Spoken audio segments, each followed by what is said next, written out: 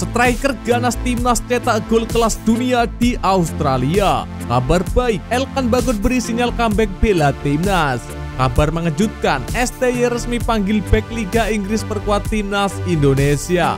Bek timnas Indonesia Kelvin Verdong jadi kelinci percobaan di Eropa. Simak informasi selengkapnya berikut ini.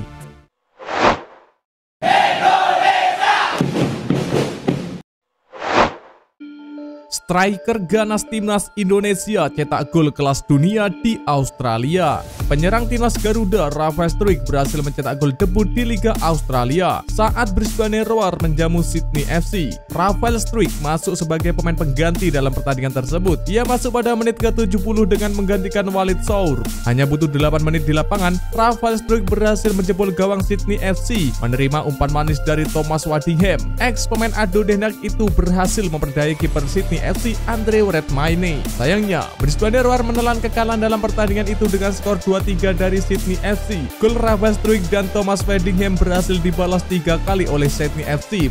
Hasil ini membuat Brisbane Roar terpuruk di posisi 12 klasemen sementara Liga Australia, sementara Sydney FC ada di posisi kedua.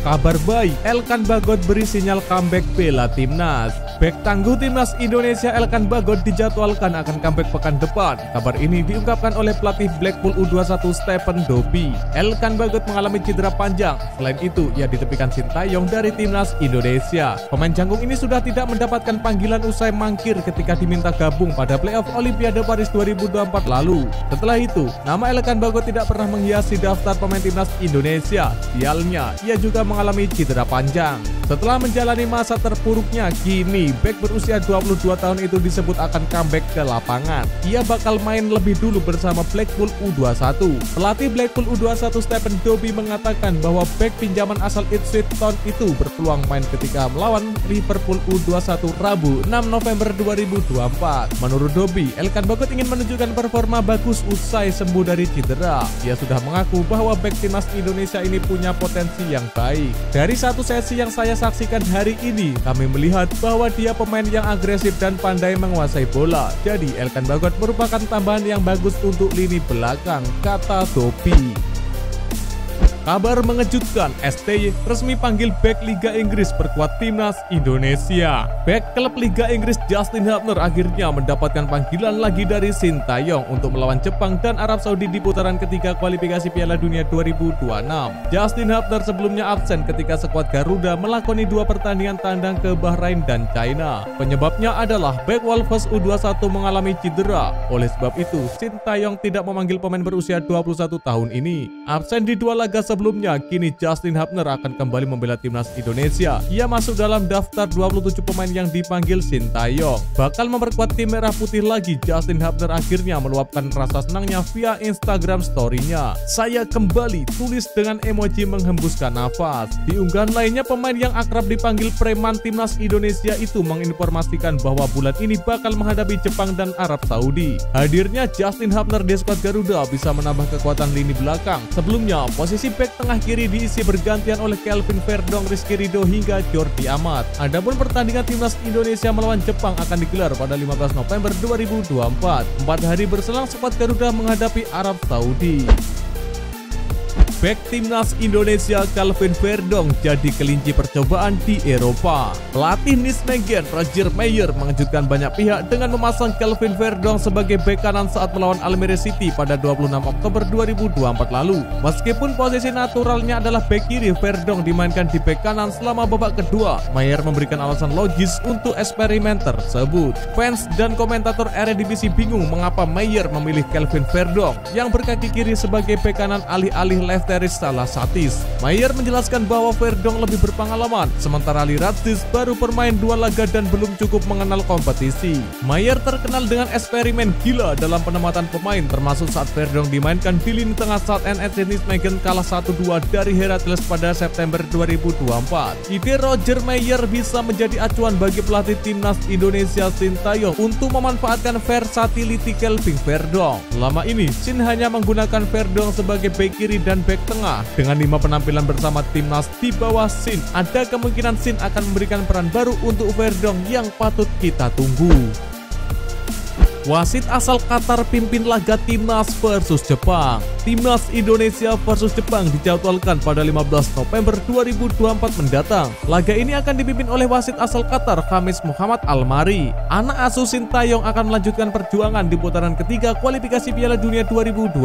Skuad Garuda kedatangan lawan berat yaitu Jepang. Skuad berjuluk Samurai Biru itu punya rekor api karena belum terkalahkan. Tim asuhan Haji Memoriasu itu menjadi puncak klasemen sementara grup C kualifikasi Piala Dunia 2026 zona Asia. Menariknya, pertandingan antara Timnas Indonesia versus Jepang akan dipimpin oleh wasit asal Qatar bernama Khamis Muhammad Al-Mari. Pengadil itu bukan nama yang asing bagi Asnawi Mangkualam dan kawan-kawan, sebab wasit tersebut juga memimpin laga Timnas Indonesia melawan Jepang di Piala Asia 2023. Kala itu, tim Merah Putih tumbang dengan skor 1-3 atas Samurai Biru. Nah, ada satu keputusan yang menjadi sorotan. Khamis Al-Mari merugikan Timnas Indonesia yang memberikan penalti di awal pertandingan kepada Jepang. Momen itu terjadi ketika striker Jepang Ayase Ueda berduel dengan Jordi Amat. Penyerang Feyenoord itu terjatuh di kotak penalti. Wasit Qatar itu lantas mengecek VAR untuk melihat potensi penalti. Pada akhirnya tendangan 12 bas diberikan kepada Jepang karena Jordi Amat dianggap pelanggaran. Kini Khamis Al-Mari akan kembali memimpin laga Timnas Indonesia versus Jepang. Akankah keputusannya bisa adil untuk kedua tim? Oh, tentu saja tidak.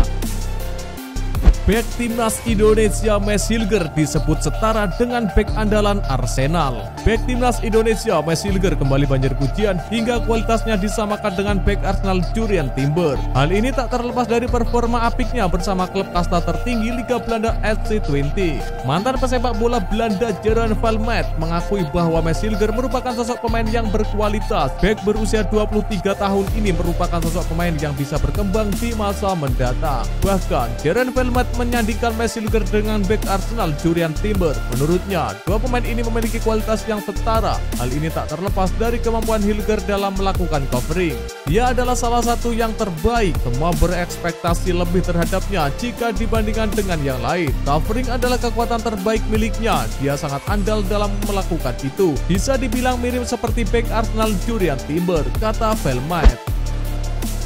Kevin Dix dipastikan bisa main bareng Timnas Indonesia. Pemain keturunan Ambon Kevin Dix dipastikan bisa bela Timnas Indonesia tahun depan, sebab namanya tidak masuk daftar panggilan Sintayong. PSSI telah merilis 27 pemain yang dipanggil Sintayong untuk melawan Jepang dan Arab Saudi pada November 2024 ini. Dari nama-nama tersebut, juru taktik asal Korea Selatan ini masih mengandalkan nama-nama langganan. Akan tetapi, ada beberapa pemain dicoret seperti Asnawi hingga Hernando Ari. Dalam daftar itu juga tidak ada sosok Kevin Dix yang disebut sedang menjalani proses naturalisasi. Artinya, bek FC Copenhagen ini belum menyelesaikan proses perpindahan kewarganegaraan, sehingga belum bisa tampil bersama skuad Garuda di ajang resmi. Kevin Dix sendiri memang baru salaman dengan Erick Thohir pada Oktober lalu. Proses perpindahan kewarganegaraannya juga terhambat karena adanya transisi pemerintahan.